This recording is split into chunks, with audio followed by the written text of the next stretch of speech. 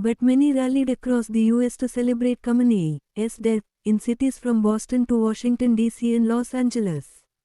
On Sunday in Lahore, a city sometimes dubbed Tehrangeles, it is home to more than a third of the 4 lakhs Iranian immigrants in the US. Police closed streets outside the federal building so demonstrators could celebrate. The Iranian-American crowd waved flags while a plane circled in the sky above, trailing a banner that said, "Thank you, Trump." Hoda Khamenei danced in the streets with her 3 children, one of whom was just days old when the family fled Iran. Her daughter, Donya Cheshmagil, told the BBC, "Undu was born in Iran. My family was forced to flee because we are not Muslim and they're very oppressive against anyone that's not Muslim. We are hoping this leads to regime change. We are very grateful for the US for finally intervening. The people in Iran have been asking for this. This is what the people in Iran want." Her sister, Mona Cheshmagil, said, "I'm sorry that it just had to take so many lives being lost for this to happen. But right now all we can think about is we are just so happy to have the chance to go back, see where we came from. We couldn't have thought this would happen." However, a day earlier outside the city hall, there was anger. Actress Jane Fonda was among a few hundred who gathered to protest.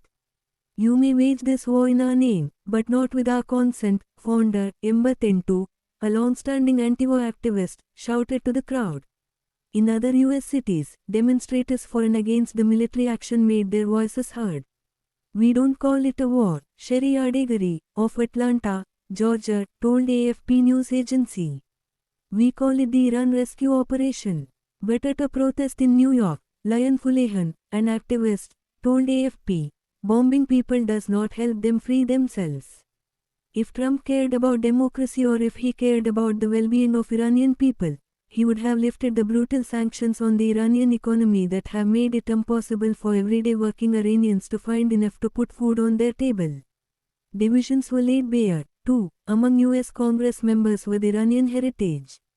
Congresswoman Stephanie Bice, an Oklahoma Republican whose father is half Iranian, posted on X, "Now is the time for Iranians to stand up and take back their nation and bring lasting peace to the Middle East."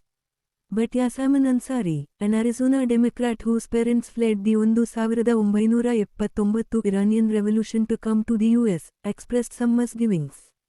She said in a statement she wanted a free Iran, but did not want the US embroiled in another endless war in the Middle East. Back on the streets, many Iranian-Americans were prepared to set aside questions about what comes next and enjoy the downfall of an Ayatollah whose regime killed thousands of people this year to crush widespread protests. "This is a great day," Mera Cheshmagil told the BBC at protest on Sunday.